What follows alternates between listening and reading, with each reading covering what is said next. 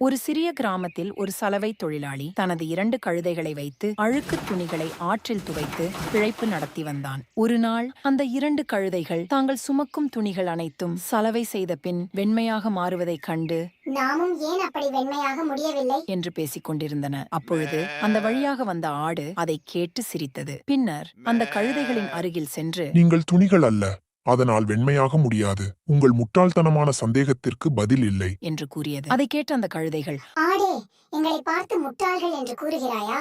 எங்கள் சந்தேகத்திற்கு உன்னால் விடை கூற முடிந்தால் கூறு, இல்லையேல் உன் வேலையை பார்த்துக் கொண்டு செல் என்று கோபமாக கூறின. அதைக் கேட்ட ஆடு மறுபடியும், கழுதைகளே, நீங்கள் என் மீது ஏன் இப்படி கோபப்படுகிறீர்கள்? துணிகளும் நீங்களும் ஒன்றா?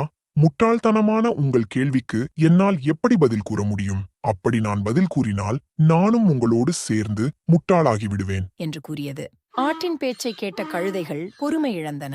கோபத்தில் கழுதைகள் ஆட்டை எட்டி உதைத்தன. அதை சிறிதும் எதிர்பார்க்காத ஆடு தடுமாறி கீழே விழுந்தது. வலியில் துடித்தபடி, தேவையில்லாமல் வாயை கொடுத்து மாட்டிக்கொண்டேனே என்று புலம்பிக் கொண்டே தட்டுத்தடுமாறி எழுந்து நடந்து சென்றது. இந்த கதையிலிருந்து நாம் தெரிந்து கொள்வது என்னவென்றால், தேவையில்லாத வாதங்களில் ஈடுபடுவதும் அறிவற்றவர்களிடம் வாதம் செய்வதும் நமக்கு துன்பத்தையே தரும். சில நேரங்களில் சில விஷயங்களை கண்டுகொள்ளாமல் செல்வதே புத்திசாலித்தனம்.